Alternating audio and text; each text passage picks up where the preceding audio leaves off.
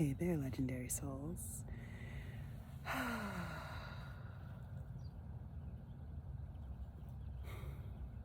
in this really beautiful place right now.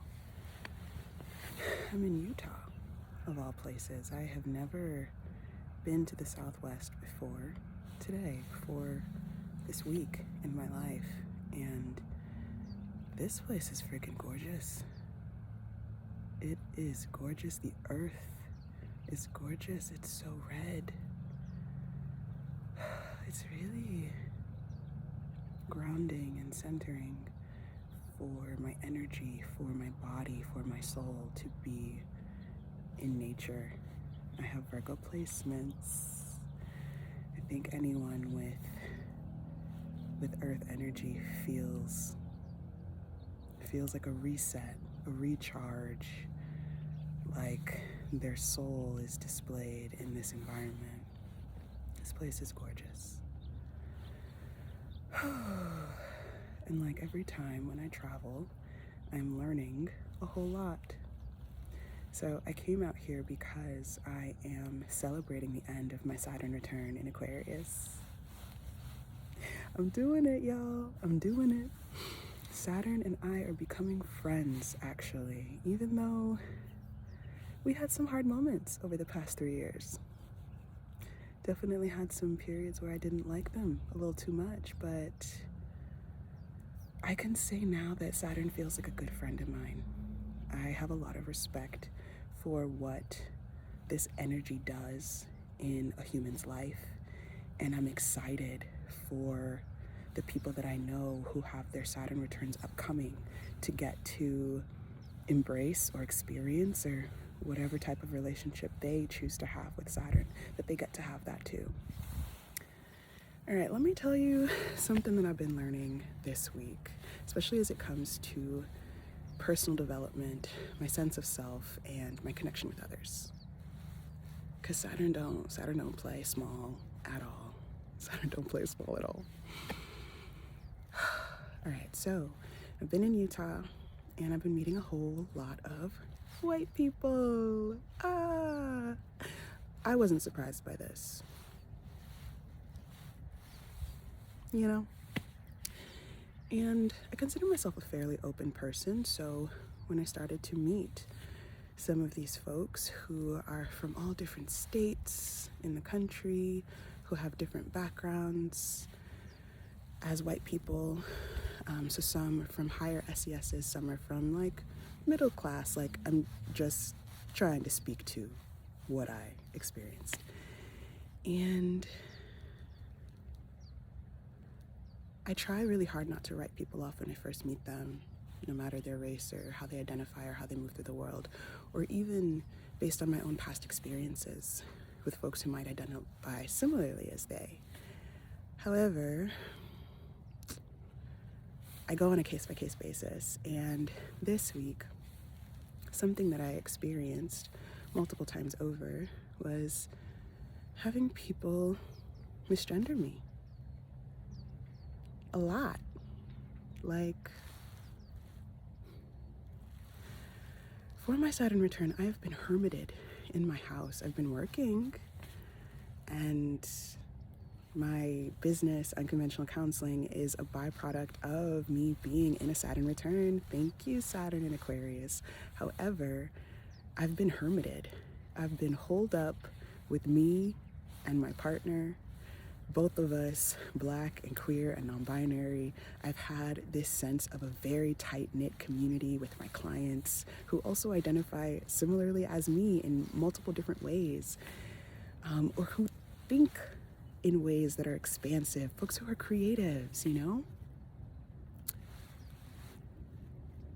And I'm definitely outside of my comfort zone.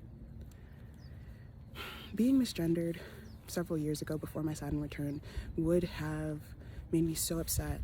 It would have triggered within me this experience that I don't know who I am, or that who I am is not, it doesn't get conveyed, that people can't see that I'm not cis. People can't perceive, or people won't perceive different aspects of my identity and different aspects of how I move through the world when it comes to gender, which feels really important to me.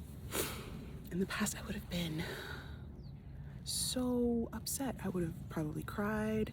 I would have felt so offended. I would have felt bitter and resentful. This time, 3 years into a Saturn return, I was just like, oh, I've read the 4 agreements. I know that chapter on don't take anything personally. This experience of being misgendered is not about me.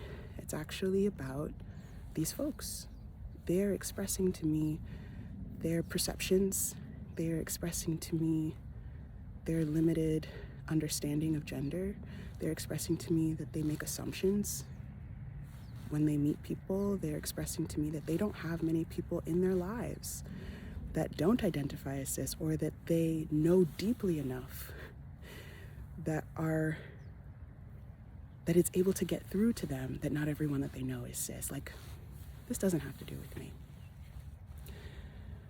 I'm staying here long enough that all of those folks who were misgendering me, who were forgetting my name, but seemed like they really wanted to include me, I'm like, miss me with that, because energetically that is confusing, and I'm too sensitive and too perceptive to bite that, to take that in, to chew on that, and to call that nourishment, because nah. You don't get to misgender a person after they've told you who they are, and then be like, come join us for a meal. Come to this event. Are you sure you're doing okay? We haven't seen you. And you won't see me. You won't see me.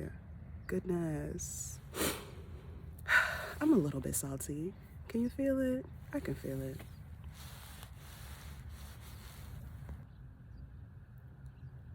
Ultimately, something that I want to release and I want to leave here in this state and in this earth is